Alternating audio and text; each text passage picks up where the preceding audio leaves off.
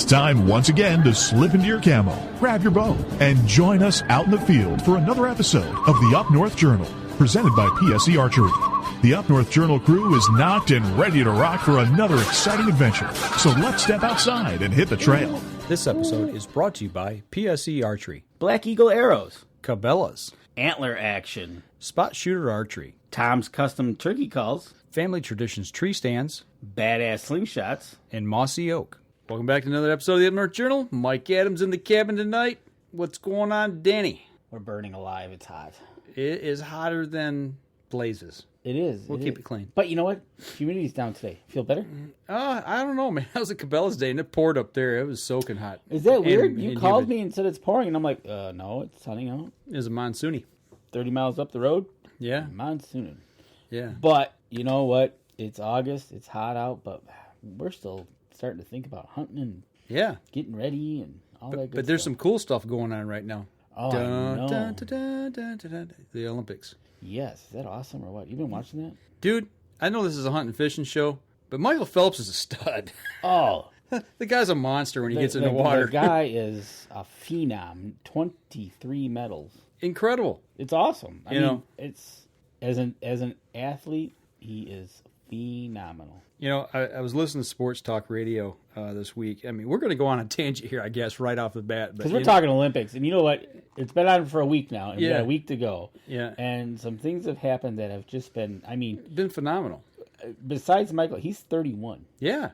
I think another bright spot was the guy next. Lochte? No, the other guy that was 35 and won. It was the... Yeah, Lochte. He was 35 or 36, wasn't he? It's not Lochte. It's the other guy. He was 35. He was in the 50 meter freestyle. He's 35.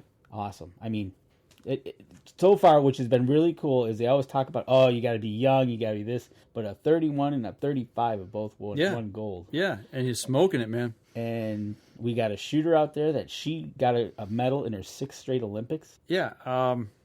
Kim Rhodes. Kim Rhodes, yeah. 6 straight Olympics she has gotten a medal. Skeet shooting. And the girl from Cabela's, Cogdell, she took a bronze. Yep. But then we had a gold medaler in the 10-meter air rifle. Yeah, Jenny Thrasher out of Virginia. She was the first medal awarded at the Olympics. Yep. And she was shooting a gun. And she was. So you know how much airplay that got. Very little, but they had to cover it because it was the first medal of the Olympics. Mm-hmm. And I watched it. And I tell you what, you want to talk about a real cool... This girl's only been shooting for 5 years. Not only is it a mind game for yourself shooting, but you play mind games with your competitors because they would shoot around and then the lowest score dropped out. Okay. Right? Mm-hmm. So I want to say they started with 8. They might have started with more, but when I picked up watching, there was 8, and then they shoot around. Oh, so-and-so's out. Okay. She'd fall off, and and the scores, and it was incredible to watch the concentration and also the mind game she was playing. And they were all playing it. They were all just staring at each other and just kind of like, okay, I'm going to shoot now, but I'm not going to go this fast. Mm-hmm. Okay, I'm going to put my pellet in now. Just that whole psychological. And then they'd shoot and get a whatever score, 9 point blah blah blah. And they'd be like, oh, this one's got to get this, and they were going back and forth. But it just... She's only been shooting 5 years. She took up deer hunting. That's how she got to be, she became a excellent shot, is the story I hear. Isn't that awesome? Yeah. And then she did that, gets a medal in that, an air rifle, and then we go off to the skeet shooting and get some medals there. It's just... Good stuff, man. And then I watched a little bit of archery. Yeah? I think it was yesterday. Brady Ellison, yeah, American... that was... Watching, and I don't know the distance they were shooting at, but they were having to play the wind, and then, to tell you the truth, that is something what they were shooting and the scores they were getting. And, that gentleman there who won the gold, he, man. But an interesting thing, as they were shooting, they were shooting against each other, and they were making their way through the rounds. Mm-hmm. It seems to me, and I've heard this complaint, is that somehow... And this could be throw your conspiracy theories into this.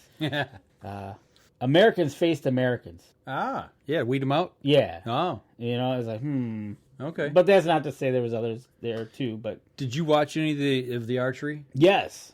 And that was just... They were playing that win game, and then and it was something to watch, especially because they had their coaches right behind them with their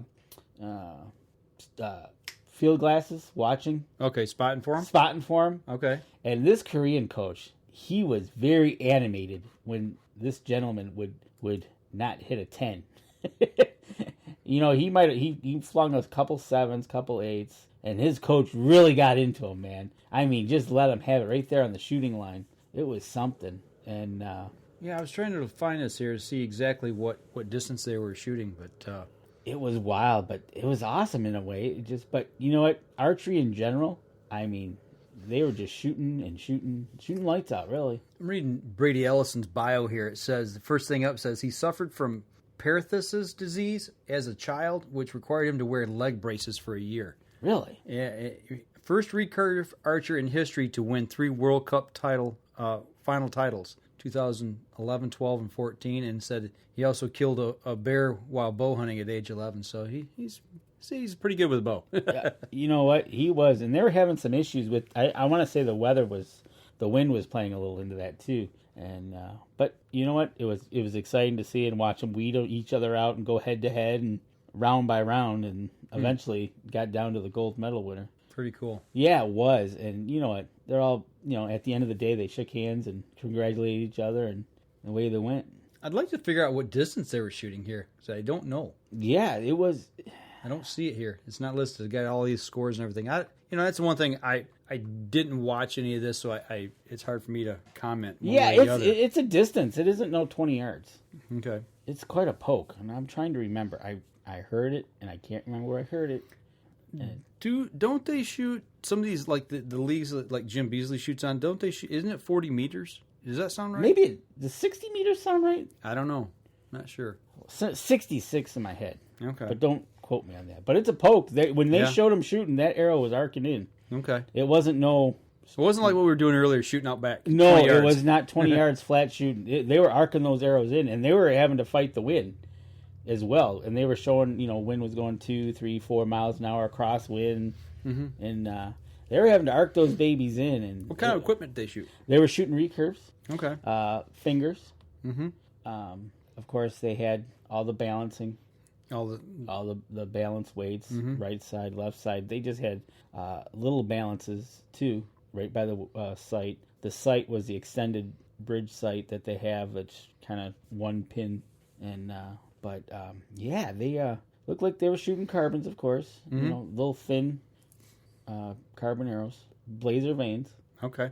So, but they would shoot. And then, of course, they had the judge at the shooting line. Then they had the judge at the scoring line, and they each, they'd all go in and look and verify the score. And then they had, they put it. Just wasn't a quick. It wasn't like firing through them like we see when we go out and shoot 3D or whatever. Right. They shot. I think they shot 3 arrows per round, alternating. Okay. So if one guy got a 7, the other guy got the best score you could get was 30. Okay. 3 10s, right? 3 X's. Mm-hmm. And there were some that he'd get a 7, and then they go, he can get in the lead, and he'd get an 8, and, down to his last arrow, he needs to get this. Or he was too far back, and he'd already lose the round, so. Okay. But it was exciting. It was just, I didn't see any of the shooting sports except for the air rifle last week. And that was just, like I said, that mind game's working that. I wish I got to see that, because that's the two things I would really have enjoyed, was the shooting sports and the archery. And, I watched a lot of the swimming, and I watched the ladies' gymnastics stuff. It was pretty cool. Oh, that swimming was just... But Phelps, that was the thing, is just they were talking about on Sports Talk Radio that, is he the most dominant athlete ever for their particular sport? Obviously, in swimming, he's the most dominant. There's no question about that. But if you think across the board of all sports, is he the most dominant athlete ever? Think about that, how you asked that question, because I don't know if it was the same show. It might have been. Yeah, no, I don't think it was. 97 won the tickets, what I was listening to. Yeah, that's what I was listening to. Yeah, and it was people were getting ticked off, and no, it was this sports basketball player. It was this basketball player, and this guy. But they're saying, to do it in the Olympics. 4 Olympics in a row, 16 years. that's over a 16-year career where Yeah. he, okay, so like you were saying,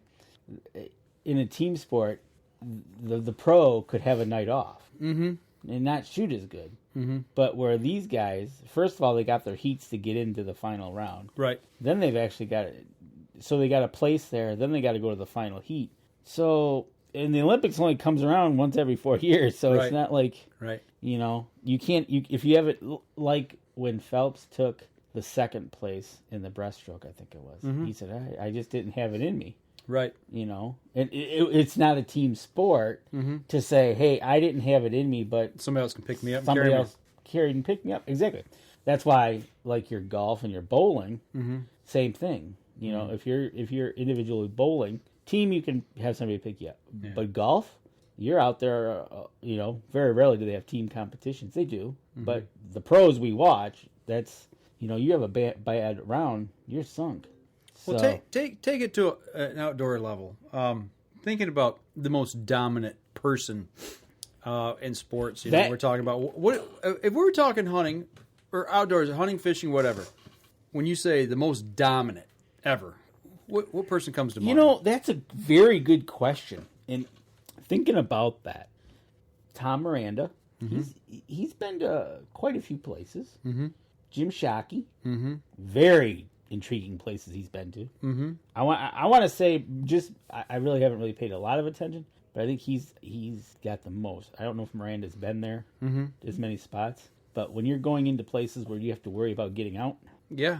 that kind of worries me. Yeah. But okay, so think about that though. What about these guys that go after these mountain sheep? Yeah. You're hiking up and down and. Take it back a little bit. What about Fred Bear? Well, see, okay, so now you got to, do you think He's strictly archery. he's strictly archery and he went after just about everything, you got to get out there and practice. And in a way, look what you're doing with your bike riding, getting ready, training, you're not going to join the Olympic Cycling team or or swimming team. Or swimming team. I've been swimming too, so I've been throwing that in there. But that's the whole point. And this is kind of a great segue into the hunting side of this about keeping fit and staying on top of your game. Because what happens, I think, is do we get relaxed in some aspects? Yeah. See, I walk my dogs, so that's how I kind of keep up with it. And it's just one of those things. I tell you what, let's continue this conversation. Let's take a break, come back. We'll slide over into keeping physically fit for the hunting season. We can do that. All right. We're going to step outside. We're going to take our first break, give the Olympics a little bit of a rest, and we'll be right back after this. I shoot PSE because I like one pin to 40 yards. I shoot PSE for the perfect combination of feel and performance. I shoot PSE because you can shoot lighter poundage and increase arrow speed. I shoot PSE for the fastest bows on the planet. I shoot PSE because my livelihood depends on my bow. I shoot PSE because better engineering makes a better bow. I shoot PSE. I shoot PSE. I shoot PSE. I shoot PSE. Experience PSE. Experience performance. We know the future of hunting depends on our nation's youth. But did you know that in many states, it's illegal for you to take your son or daughter hunting until the age of 12 or even older? As a result, we have fewer young hunters, and the Families Afield program is designed to eliminate those barriers. Hunting is safe, and the safest hunters afield are young people with adult mentors. Visit our website at familiesafield.org to find out how you can bring more families afield.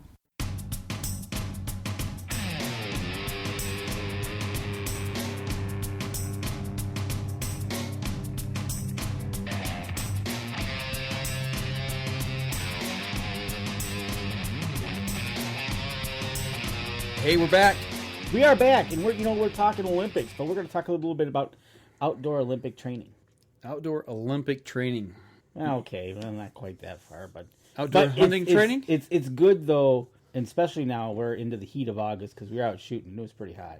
It was, we were shooting bows earlier. Felt good, but it was humid. And the skeeters. Yeah, skeeters were pretty tough. But you know what? Isn't it amazing? First rain we get in like 3 months. Seriously, we've had no rain this year. We're at a 5-inch deficit in this area.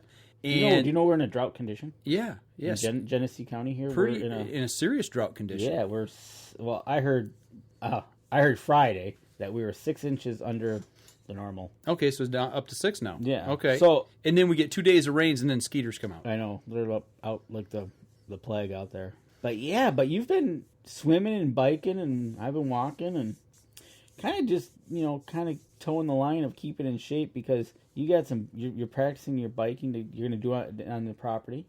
Yeah, and actually, it's funny you bring that up because I was working up Cabela's this weekend up in Saginaw, and Saturday, you know how it is. You get to talking to somebody, in the store, and pretty soon a half hour's gone by, and you still haven't helped them find what they're looking for because you're talking about hunting and you're sharing pictures and telling stories.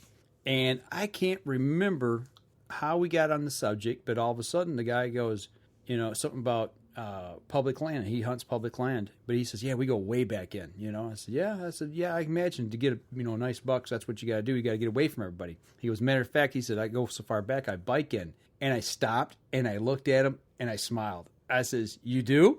I said, "That's what I'm doing this year." And he kind of looked at me and he smiled. He said, "Really?" He says, "You're gonna give it a go?" And I said, "Man, I'm riding now." I said, "I've been riding quite a bit this summer, getting ready." And we started talking about how he outfitted his bike. And he's talking about the rig he's got in the front handlebars, and I got my phone out, flipped over real quick. I said, "Does it look like this?" And I held my picture up, and he's like, "Yeah, it's exactly the way I got mine set up." So, it made me feel good to know, number one, that, okay, I'm not totally crazy. I'm not the only person doing this. And secondly, this guy's running the same rig, for his bow, and it works for him. So I got to assume it's going to work for me. And that's a good, like you said, it makes you feel good that you're not crazy. Well, that's debatable. But yeah, it's like you hear people that use their boat to get back in off the way, or in this case, you're using a bike. Yeah, a bicycle. And you know what? That's helping you out in a couple of ways. Yeah. One, it's keeping your hunting area quiet. Yep. Pretty much. And two, it's helping your health out. Yeah, I've logged 90 miles here in the last, month and a half. It's quite a distance. Yeah, last 2 trips out, I did 14 miles the last time, and I did 16 the time before that. And you're adding swimming into that. Yeah, when it's real hot and humid and I don't want to totally kill myself when it's 90-something degrees out, I jump in the pool and I do laps. Yeah. There you go. And that's going to help you when you swim upstream with your rifle on your back, and you're going to... No. No? No. Oh. All right. No, the stream on our property, I can step across. Oh! There'll be no swimming.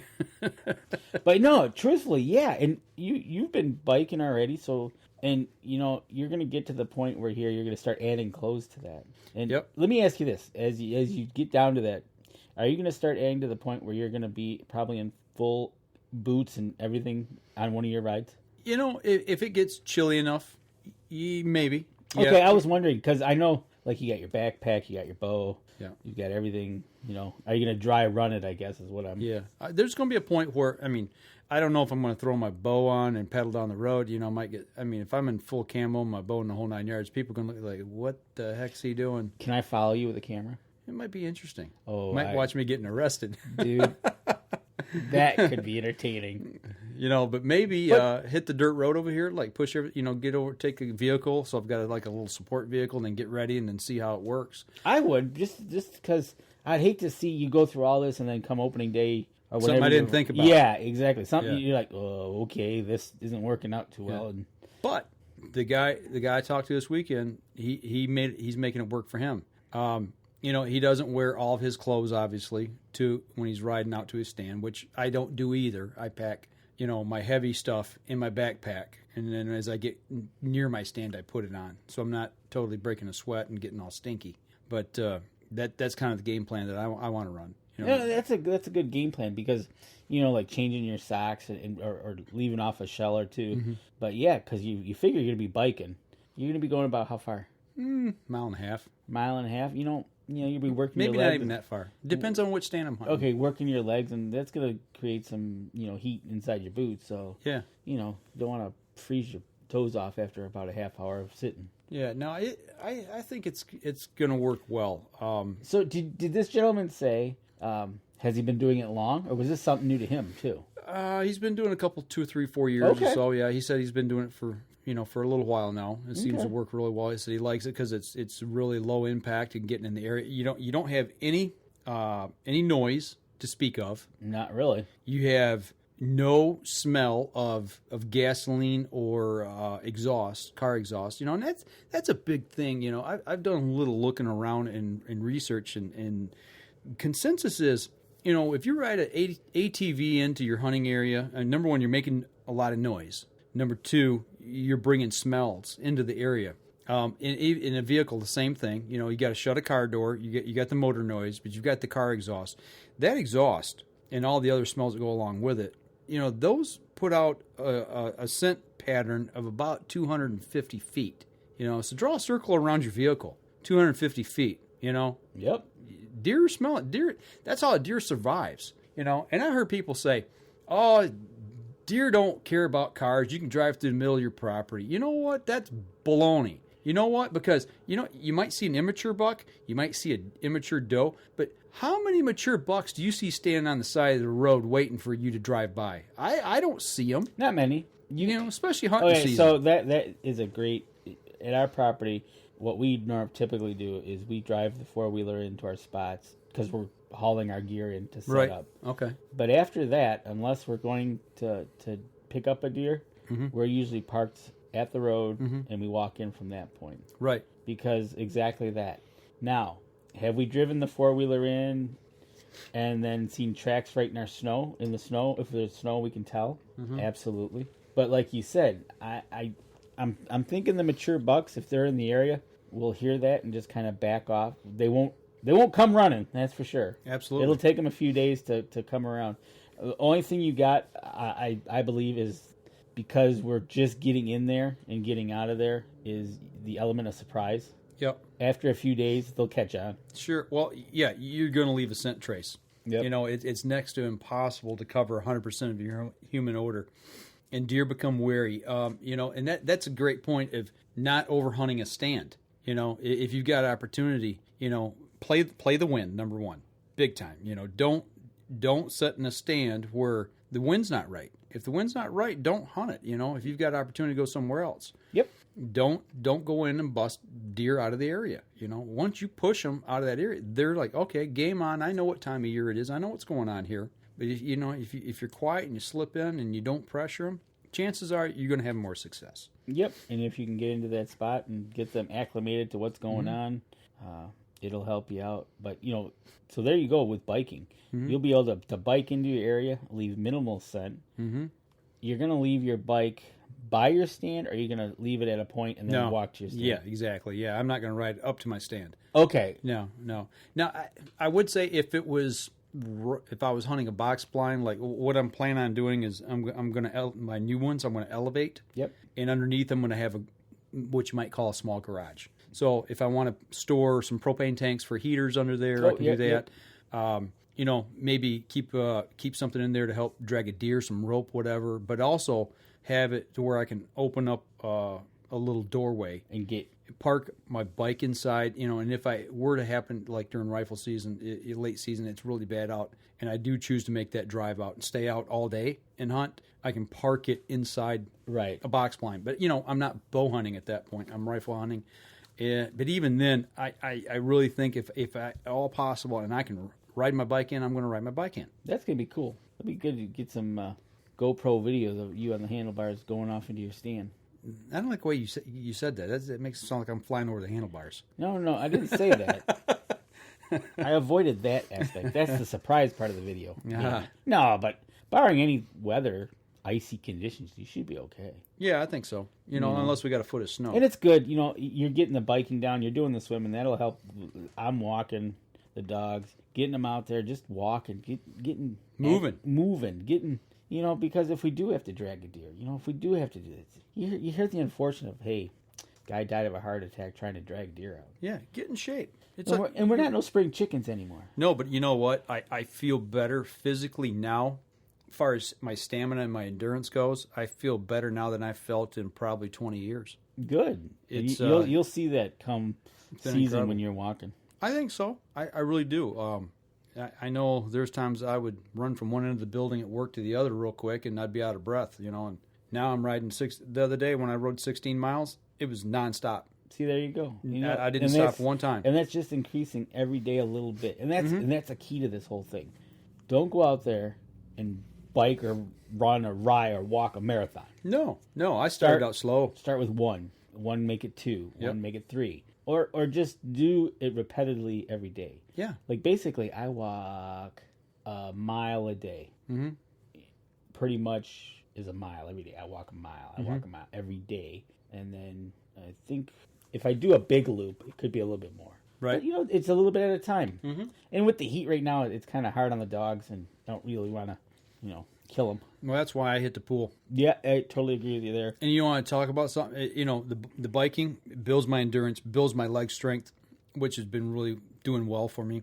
But with the swimming, it's been all upper body. Yeah. As well as my legs from the kicking. But I tell you what, I've been doing, the last couple times I've done 400 meters, which is about a quarter mile. And when I get out of the pool, dry off, and all of a sudden I'm my whole upper torso is aching. It's like, okay, yeah, this is the part I really need to work, And it's just a great workout. But that's a good thing, just for everybody out there. Just get out, do something. Do something. It might not be a season for you, but get out there, walk, ride, Find out what works for you. Exactly. I can't run. I mean, I just don't run. I hate running. I've never liked running. I've got bad knees to begin with. Another great one. If you're going to do something you enjoy. Yeah. Don't get out there and say, I got to run today. Mm-hmm. Well, you don't like it. It's not going to last long. No. But if you can enjoy a nice walk or a nice bike ride, yep. Get out there, do it, increase your stamina, increase your strength. You're going to have a great hunting season of health. Yeah, and that's it. Make sure you make it through season. Number one, let's see you on the other side of the season. Yeah, and then if you got that stamina, it's going to, especially if you're like a public land hunter, then you've got the endurance to go 2 miles deep, 3 miles deep into an area and hunt where nobody else is. That's right. You can go beyond where nobody's gone before. Where everybody else is huffing and puffing. You got it. So, all right. Well, I'll tell you what. Let's step outside. We'll take our next break. We'll come back. We'll continue conversation, talk about getting ready for the season. We'll be right back after this. So what do you do when you've completely redefined the way bows are engineered? When you've reached the pinnacle and the band starts playing your victory song, you start a revolution out of thin air. Introducing the all-new PSE Carbon Air, engineered with true carbon technology to be the lightest high-performance bow in the world. Experience PSE. Experience performance. We know the future of hunting depends on our nation's youth. But did you know that in many states, it's illegal for you to take your son or daughter hunting until the age of 12 or even older? As a result, we have fewer young hunters, and the Families Afield program is designed to eliminate those barriers. Hunting is safe, and the safest hunters afield are young people with adult mentors. Visit our website at familiesafield.org to find out how you can bring more families afield.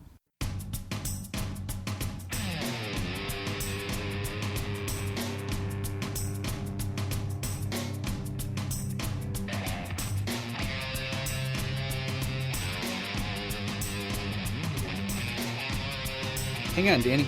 Say cheese. I got my camera out. I always say cheese.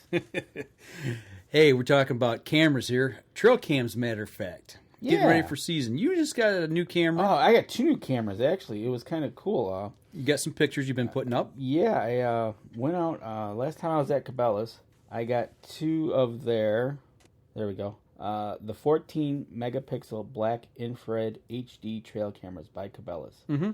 Color by day, black and white by night. I couldn't beat the price. I didn't get the color one, the color at night, color at day. Just, but I haven't had new cameras in I don't know how long. A long time, let me tell you that, because my one camera takes D's and the other camera took C's. And now they take double A's. Did you have like a stone inside of it and a little birdie chipping with a chisel and hammer making the picture like on Flintstones? Pretty much. But, so, of course, I got these 2 new cameras. I got to test them out.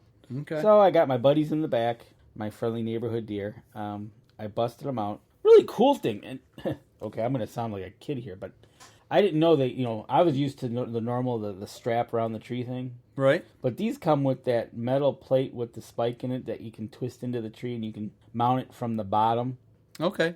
And you can angle it and... Mm-hmm. Wow.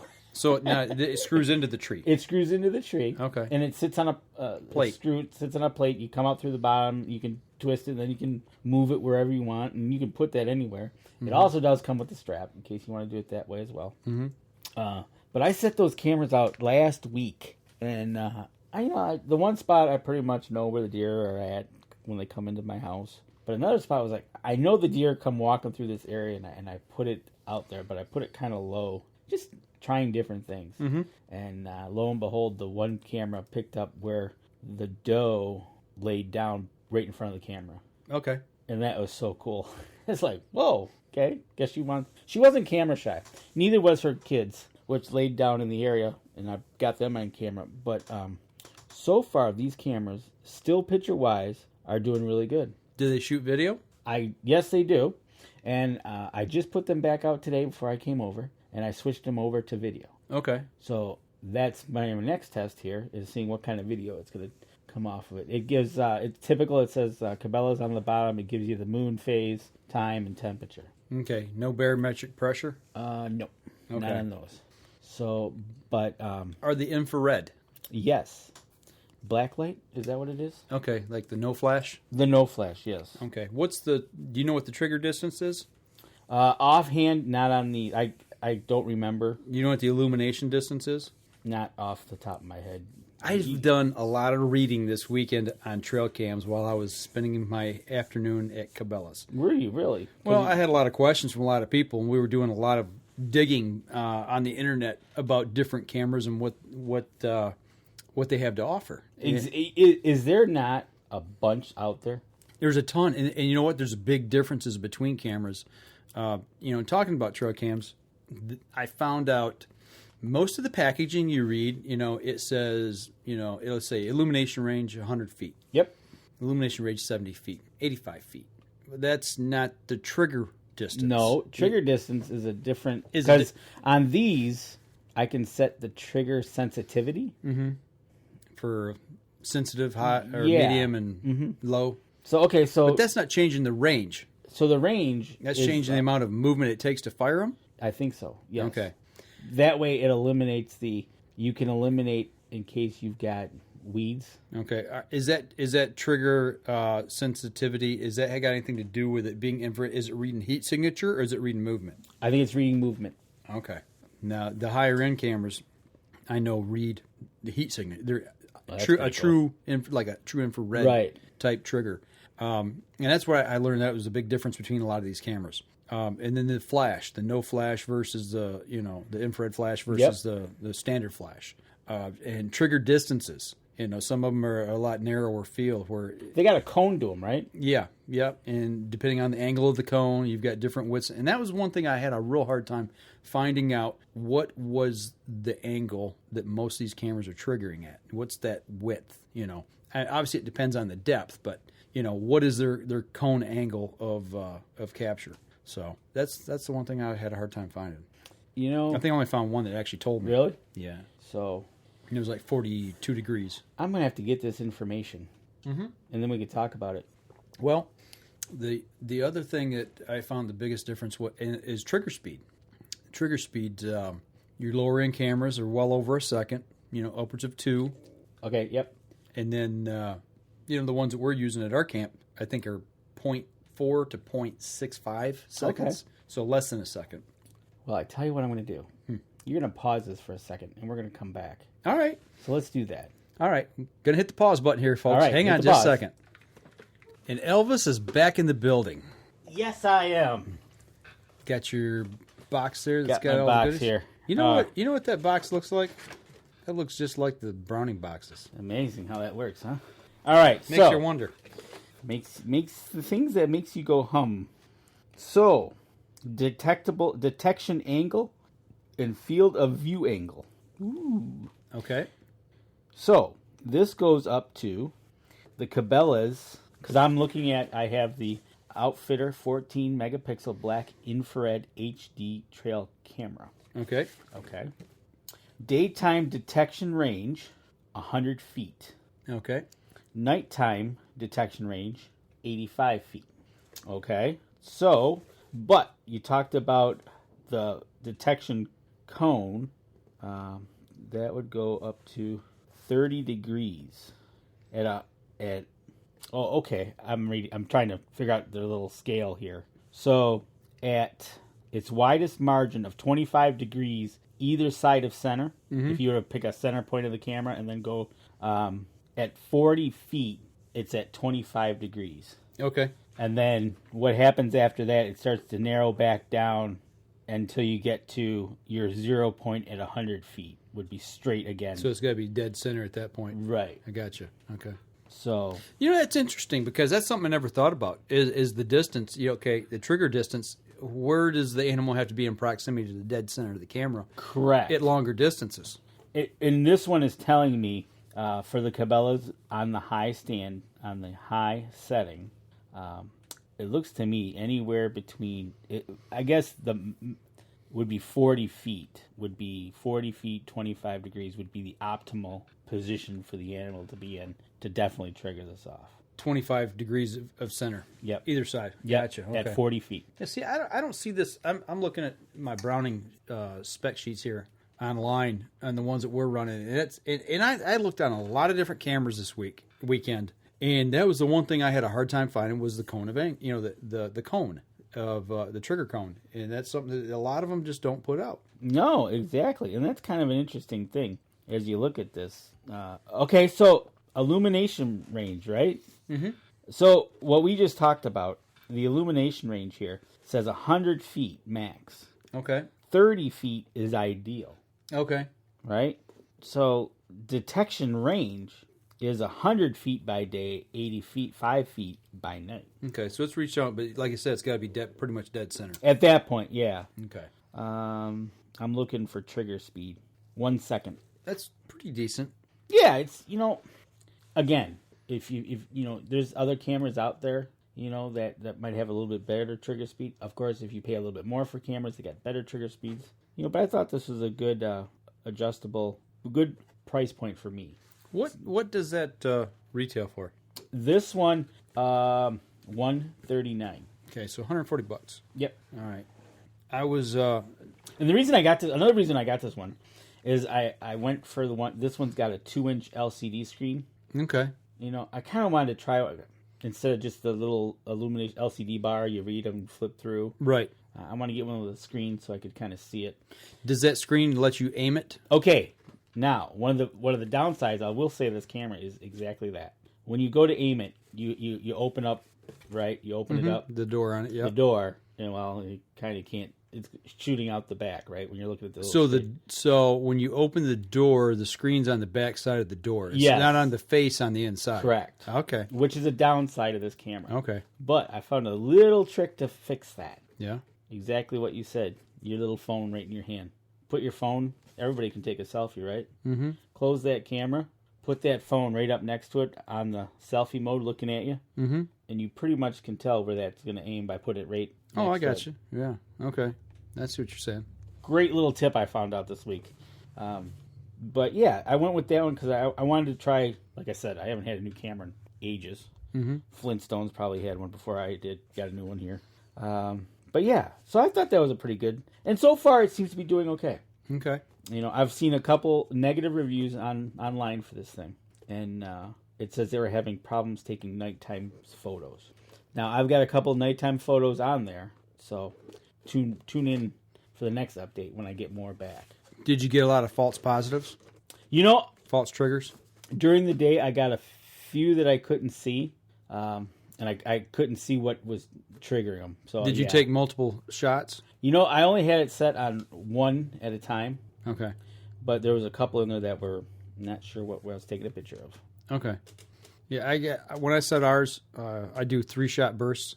That way, it's kind of the old theory. Here he comes, there he is, there he goes. It gives me an opportunity to catch whatever critter set it off. That in 3 different actual shots to maybe pick up some kind of distinction of okay, is it a turkey with a long beard? How long is the beard? You might get a shot of his rear end and not be able to see the beard, but if you take 3 successive pictures, there might be a shot in there, or antlers, being able to see different, the antler structure on top of his head if he's got his head turned a certain way when he's moving through the shot. So right, exactly. And the security on this is it comes with a security hole in the back of the camera that you can put the cable through. Okay. And lock it to a tree if you needed to be. Okay. They call them screw-in mounting brackets. Okay, yeah, I've seen those for sale actually up at Cabela's. It's their universal mounting bracket. Pretty cool. So, but yeah, no. So I'm trying these out in the backyard right now. So I'm kind of excited. Okay. Another great Cabela's product. I think I will be checking it out and basically see how you gonna leave them out all year. When I'm not using them up north. Okay. You're gonna bring them home and use them here. Yeah. Just to see how they perform. Yep. Gotcha. Exactly. Because I wanna. Another thing I want to check into and dive into is these are warranted. Mm-hmm. And we're going to see how that does. Okay. Because it says, which we talked about before we went on the air, about the 1-year limited warranty guarantee. Because you've got one of our listeners that's interested in that camera? Absolutely. He saw I posted the pictures, he asked, and I made a comment about that, that I was testing it, and then he asked me about the warranty on it. Mm-hmm. So I went, got the instructions, took a picture of Cabela's legendary guarantee, which says for 1 full year. And on the box, it says 1 year limited warranty. Mm-hmm. Now, there's a video out there that says lifetime guarantee. Mm-hmm. So I'm trying to find, I typed in, using social media to Facebook, to Cabela's, and I asked him, could you clarify that? So hopefully, this being the weekend, I'll assume tomorrow being Monday, hopefully I'll get an answer back. Okay. If not, I want to try. I'm interested. That is a great pickup by our listener. Mm-hmm. If there's a video that says, hey, here's this camera, and it says right on the video, and they do say lifetime guarantee, but when you see the box and read it, it says something else. Right. So they need to do a little clarification as to what's going on here. Gotcha. So... But that's what I'm working on right now with my getting ready for the season. I'm testing out some new cameras. Kind of excited to get these new cameras out there. And I can't believe how small they've become. Yeah, they're getting tiny. Dude, the one I got, which is a Moultrie. Actually, I got 2 Moultries now, and I got 2 Cabela's brand. The first Moultrie I ever got has got 8 D batteries in it. Need a truck to put batteries in it. But you know what? That camera has been solid. Yeah. It's got a flash to it. But you know what? It's been solid. Yeah. It broke on me one time a few years back. I sent it to Moultrie. They replaced it, and it's been a solid performer. You have to, when you bring them back down this way, let me know. I'd like to see it, see which model it is. I had one, a Moultrie, years ago when I first. This is back in 06, 04, somewhere in there, maybe even 02. Was when I shot my bear. My first bear hunt. Okay. And I put it up, and the bear didn't like it. He knocked it off the tree right first get-go. And I went out to pull pictures, and I'm like, where's my camera? And there it is, laying in the mud down by the creek.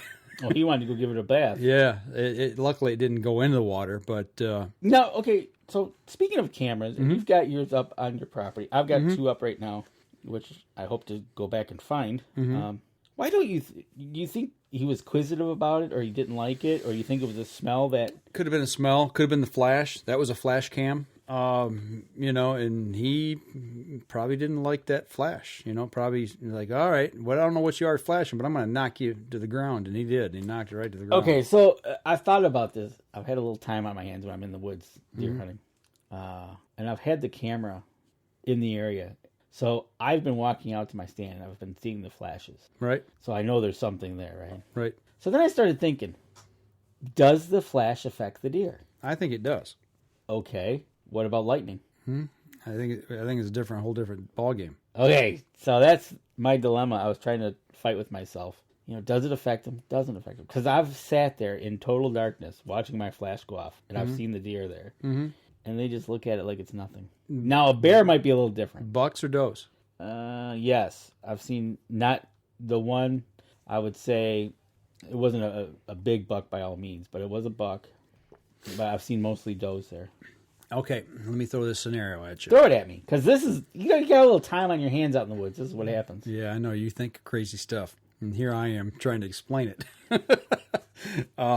Okay, so you're laying in bed at night, and you're half asleep. All of a sudden, you see a light flipped on. Somebody runs. One of the kids run in when they were little, and just all of a sudden, boom, the lights are on. You're like, does it startle you? You kind of close your eyes, and it's like, oh, my eyes are burning. You close your eyes, like, what's going on? Yep. Okay. Now, you're laying in bed, and you're same situation. You're half asleep, and all of a sudden, you hear the crack of thunder, and you see the lightning. Do you do the same thing, or do you roll over and go back to sleep? But you have the same initial reaction. Do you or not? Yes, because I sure got jolted out of bed last night or the night before from the thunderstorm. I think it depends on how big the thunder is.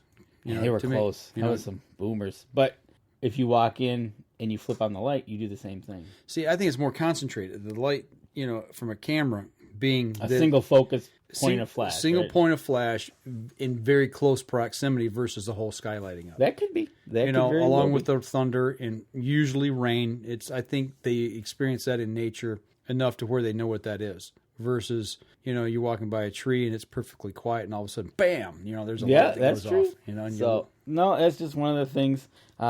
Now all the cameras seem to be going to the infrared and the. Mm-hmm. Going to pay more money for them. Absolutely. That was a big question this weekend at Cabela's. What makes this camera better? What makes why do I want to pay $200 for this camera versus $89 for this camera? It's trigger speed, it's the no flash infrared. Sensitivity, whether you got a video screen that you can use or not. I mean, all those things add up. I noticed some of the Browning cameras, the lower end cameras, don't have barometric pressure on the card. The higher end ones do. Yep, that's another thing that you're going to find out when you go from low to high is X amount of features get added. Yeah. Just like a car. Sure. But, and if that's important to you and you're like, well, I don't want to pay an extra $40 for, a video screen and barometric pressure. And actually, that's the difference between the two cameras that I use. Pretty much. That's really the only things that are different. And it's like, okay, well, then you know what? If you don't need the viewing screen, that's great. If you want the barometric pressure, get Deer Lab. Manage your pictures at the same time. Pull all your weather information right from your metadata on your card. Yep, absolutely. Because then that's a great thing to have and be able to go out. Take all the pictures that you're getting, throw them into Deer Lab, and you can start identifying aspects of when, where, how, and see deer or other game animals. Yeah, I actually seen one of their advertisements in a box of one of the Trailcams this weekend up there. Really? Yeah, I was taking it out to show somebody the camera, and all of a sudden this little flyer fell out, and it says Deer Lab. I'm like, oh yeah, I know what that is. I use that, and I explained it to the guys. So yeah, I got to talk about that a couple times. Man, you're just talking with everybody up there. I was a little social butterfly. Yes, you were. But yep, so that's where we are, getting ready for season, trying out the cameras, getting ready. Yep, I'll be doing my Trailcam study hopefully here in a couple weeks. There you go. I'm hoping if I can get everything ready. It's these things are a lot of work. So it's not easy.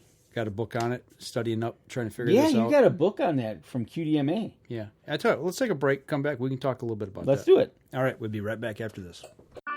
The 2015 Dream Season Decree is a deadly combination of speed and precision. It's built for the moments when time stands still. When the only thing that will break the silence is an arrow slicing a clean path to the kill zone. The bow of your dreams is a nightmare for big game. This is PSE's Decree. Experience PSE. Experience performance. We know the future of hunting depends on our nation's youth. But did you know that in many states, it's illegal for you to take your son or daughter hunting until the age of 12 or even older? As a result, we have fewer young hunters, and the Families Afield program is designed to eliminate those barriers. Hunting is safe, and the safest hunters afield are young people with adult mentors. Visit our website at familiesafield.org to find out how you can bring more families afield.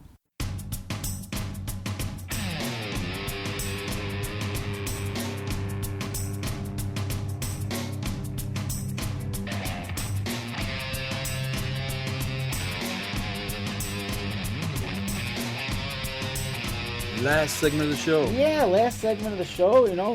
As we see here in the cabin, the sun going down on another, or I guess a beginning of a week, huh? Or is this an ending of a week? It's Sunday for us. Monday's tomorrow. Most people listen to the show on Monday. So, yeah, I guess it's the beginning of a week. Beginning of another week. I look at it as being one day closer to Friday or one day closer to hunting season. Yeah, no doubt. We got about 40-something days. 49. 49? 49. I think, no, 48. I think it's 48 days. Hang on, I can tell you something. You got the countdown clock. I have a countdown clock on my phone. Yes, I do. You know what? We're talking, 48 days. 48 days, and you've got a book to read about your Trailcam study here. I got to get that done quick. Yeah, well, it's kind of... I've got 3 chapters behind me. How many chapters is it? 8 or 9. 8 or 9? But the guts of the study portion of it are 3 chapters, and I've got through 2.5 of those 3 chapters. I'm down to the nuts and bolts of the formulas and how it all works. Okay, so I was going to ask you, what's the science behind the Trailcam study? Is to figure out your herd and... Well, it's been done by Dr. Grant Woods, who we've had on the show. If you remember, Clint Turner, when he was part of the team, actually interviewed him. Yes, he did. And Dr. James Kroll, who I've worked with 3 times, and Kip Anderson of QDMA, the president of I guess he'd be the president of QDMA, but he's the chief person that's running QDMA. Okay. So, and there's several other scientists that are involved in this in universities that have actually run these studies over periods of time and kind of honed them down and give you the nuts and bolts of how to do these. All right. You basically need 1 camera for every 100 acres. One camera for every 100. Yeah. If you can do more, that's better. But a basic study, and what we're thinking at our club, because we've got 640 acres, and they're broken up in pretty much square sections. We're thinking 1 camera per 80 acres. Okay, cool. So I was 8 kind cameras. of okay. So as I'm developing, because we've got 200, I was thinking 1 camera per 40. Yeah. That would be a high rate of cameras. Okay, that'd be okay. For yours, maybe 3. 2 to 3, or maybe 4. Okay. So yeah, that's the way they kind of break it down, and there's 2 different ways you can do it. Where we're at, we can't do it the usual way in bait. So there's I've seen Bill Winky do that. They'll take the cameras, they'll go out basically on the field portions that they're able to hunt off of, not the wooded sections, but they'll do that. They'll stick the camera right in the field, and they'll spread corn out and run the camera there. Yeah. And yeah, so we got to do food plots. Yeah, you do. This is one of the obstacles we have here of trying to our deer herd. Well, where I hunt, specifically, we're not allowed to bait. Exactly, you're not allowed to bait, and I'm not allowed to take any does. So that's something that we're going to have to deal with. Basically, what you're doing is if you've got a food source, you pick your high activity trail to that food source. Okay, your active deer runs. And you need to run it for a little longer that way instead of just letting it run for anywhere from 10 to 14 days, maybe 14 to 21 days. Okay. So, that's the process of setting these cameras up. And they want a high trigger rate, multiple shots, like a burst, which I set mine up on anyway, is another key. So they give you, in this book, they give you the parameters of how you should set your camera. How you should do it. And they go, not only that, they go through and explain why you do it this way, and the science behind it is like they've tried different things. These have worked and not worked, and these are the reasons why. It gets into it gets pretty detail oriented. Wow, really? Yeah, which is good. It's like, okay, well, why did you do that? Well, then, they tell why, and they give you scenarios of why they're doing certain things. So, the thing I really got out of it is the picture portion of it is how you start breaking down all your photographs and categorizing deer, figuring out what's what. I mean, bucks, mature bucks, you can start to or bucks that are a year and a half old and older, you can start to categorize them specifically individual bucks. So you've got 20 bucks, 22 bucks, 24 bucks, whatever, because they've all got individual characteristics. And once you start looking at them on a continuous basis, you'll start to recognize them. You can recognize them right off the bat. Does can't do it. It's next to impossible because they all look alike. I mean, they generally look alike. They look very much alike. And in this with you through Deer Lab is going to be an awesome filing cabinet. Mm-hmm. I think so. It's going to help categorize those pictures because I can tag them: does, fawns, yearling bucks. Spike horns, 4 points, 6 points, 8 points. Yep. I can tag them all, and bam, I've got that done. And you are officially in your second year of this. This is the first year of the Trailcam study, right? Yeah, if I can get it pulled off in time. Right. That's the key. And that's the other thing is to do a full Trailcam study takes a year. Okay. Because you do your initial survey, end of August, 1st of September, leading into your fall hunt. That's typically the time you want to do it. You wait till they're out of velvet, but before you start hunting. The next one is done after season, before they cast their or shed their antlers.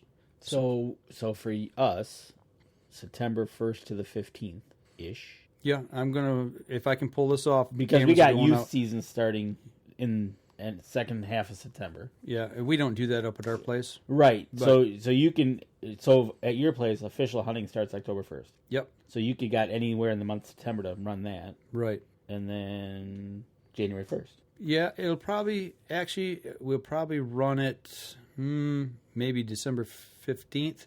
Actually, after we finish our muzzle loading season. Okay. That's probably when we're going to start it. Okay. We'll run it for 2 to 3 weeks. Yep. So that'd be a good indication. What made it through? Your fawn recruitment. They talk about the ways that you use your photographs in that later season compared to the beginning of the season to establish your fawn recruitment and your buck to doe ratio, things of that nature. Okay. They say that second set of pictures is what really determines your hardcore numbers. Your intricate numbers that you're looking for. So and that's just something that you're learning more and more about this in this book, and you're combining it with the QDMA book and the Deer Lab program and your cameras. You're putting, I'm going to say, all this new technology to use to better yourself and better the camp. Better the deer herd, It's bottom line, what's it do? You're improving herd health. Exactly. You're learning what predators that you need to control on your property. And you got a couple of little predators up there. I don't even want to talk about that right now. That's the sore spot with me. I was talking with our camp manager, and he's seeing less and less fawns every week. It's not because they're losing their spots. It's because we're losing fawns. Right. Well, like we've talked about in the past, basically they know there's a big, giant menu in this area, and they're not going to go away till they use up the menu. Right. Exactly. And that's how they work. Yeah. So that's, that plays big into your fawn recruitment, and, you're not only losing does, you're losing bucks as well. And you've run into this up in the UP. You've lost a whole age class due to starvation. We lost a whole age class due to starvation, due to the weather, and that kind of freaks you out when you go up there. And I've been going up there for 20 years now, over 20 years, and we were typically seeing X amount of spikes per year, and then 1 year just up and zero, none. It's like fawns, and then you got 6 points and 4 corns and 8 points. Yeah, and then it's like now what do we do? But now trying to help the herd out. I can't shoot no does. Right. So it's like, but for you guys, you've got a decent herd, but you guys got some menu takers that are in the area. Yeah, I call them cradle robbers. Then they will. Hopefully they're getting a little bit, the fawns are getting to that size, or they're a little bit better and a little bit smarter, but. I hope so. Hope, right?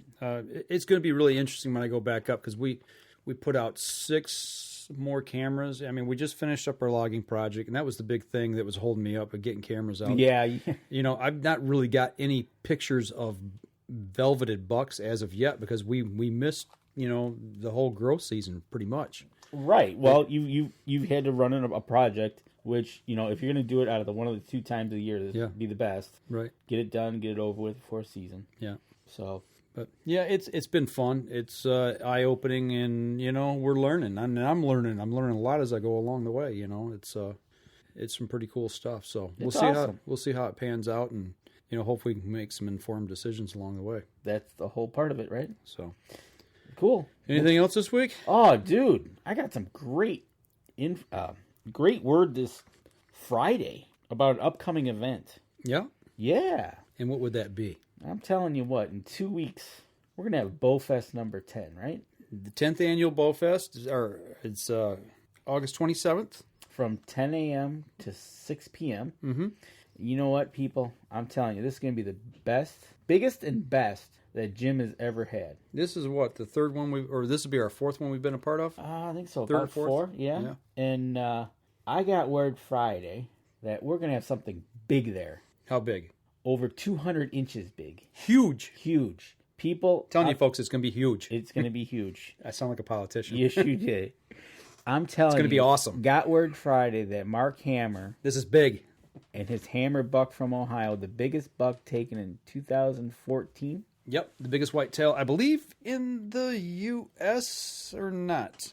Is it biggest in the U.S.? 2014? He's going to be bringing it to Holly, Michigan spot shooters. You want to see the biggest buck taken that year? Stop at Spot Shooter Archery, August 27th. He'll also be there with antler action, his rattle call that he's developed that he actually used to help take the buck. And I tell you what, this is going to be a one-day event that's going to be, first of all, 10 years going. That's pretty special for Jim. Awesome. He's got some things going. Of course, you're going to have all your vendors there. PSE is going to be there along with a couple others, Hoyt, and a bunch of little vendors as well. Wildcat Archery, the Holly 4-H is going to be there as well. They're going to be selling some baked goods. Man, so you're saying I'm going to be gaining some weight? Probably. Okay. It's going to be, but I got word Friday that Mark was going to come up with that buck, and you guys got to see this. Get your picture taken with this buck. This is just a phenomenal buck. It is. My jaw still drops every time I see it. Yeah, it's huge. Jason Meekoff from Backcountry Hunters and Anglers going to be there, the Michigan chapter. Anglers going to be there. We went up, we saw the films that they did. Mm-hmm. We saw at their little event they had at the Jay's. Full Draw Film Festival. Full Draw Film Festival. I tell you what, these guys are starting to look out for the public hunting lands here in Michigan, which is part of a bigger organization that's nationwide. Yep. He's going to be there with information about it. Yep. So if you want to come out and see what he's got, information about it, sign up, become part of it. Absolutely, because you might have your own private hunting land. We do, but we still hunt public land. Absolutely. We do fish it. We can fish the waters. We fish the waters. We hunt turkey on it. Yep. But we do have private land, but we're also worried about our public land. We don't need these guys, yahoos, going and selling our land just because they decide to. They feel like it. Because they got to get money from something because they're screwing something else up. Right. Jerry Lambert's going to be there. Jerry Lambert, great author. Not only can he write for Woods and Water, Outdoors, and other magazines, he's got his own line of books that he's going to be there signing. Come out and talk to him. Talk to Jerry. He's interviewed a bunch of people about some big bucks as well. Yeah, absolutely. He's got some information that you can always walk away with one of his books. Yep. The raffles. Jim's going to have a whole bunch of raffles going on. The raffles are going to be... you don't need to be present for the raffles. Stop in, get your tickets. The raffles are going to be starting at... they're going to be starting to call off the winners at about 5 o'clock. So, but yeah, come on out. What are we going to have? What are we going to have? Come on, dude. We're gonna have some fun. We're gonna have some fun. Cabela's is gonna let us borrow their archery shooting range, the floating on airball archery game, I guess you want to call it. Yeah. And I call it the archery challenge. Come out and challenge us. Yeah, come out and challenge us. We'll fling some arrows with you, and we'll see how we do against you, and see what you can do against us. But we're gonna have that. Cabela's is gonna be out there. Thanks to Cabela's for letting us use that, and. It's going to be a good time. It's going to be a good time, and hopefully the weather hangs. You know what? And if the weather doesn't, I hope it does. We're going to have a tent anyway, so we're going to be high and dry no matter what. That's right. Come hang out with the cool cats. That's right. And the Wildcats. But, yep, come on out. That's in 2 weeks. 2 weeks. 2 weeks. So, and that'll take us into September, folks. Yep. That I don't know. What else can we pack in the show? That's a mouthful, right? That is. It's going to be a fun weekend, so make sure you guys come out. Yep, absolutely. Get out there. Mark it on your calendars. Come on out. See Jim, Spot Shooters, great sales, a big buck on hand, and various other things. Yep. Get out there, start exercising. Get out there, start shooting. Get ready for season. 48 days. Get out, like we talked about. Get out, start using your trail cams, practicing with them. Yep. You don't want to go out and go, oh, I forgot to switch this, whatever. Yep. So get out there and get after it. Absolutely. That'll do it for us this week, folks. This episode was brought to you by PSE Archery, Black Eagle Arrows, Cabela's, Antler Action, Spot Shooter Archery, Tom's Custom Turkey Calls, Family Traditions Tree Stands, Badass Slingshots, and Mossy Oak. Thanks for listening, and join us again here next week. Until then, remember, as we always like to say, if you're out on the water or in the woods, shoot straight and be safe until next week on the Up North Journal.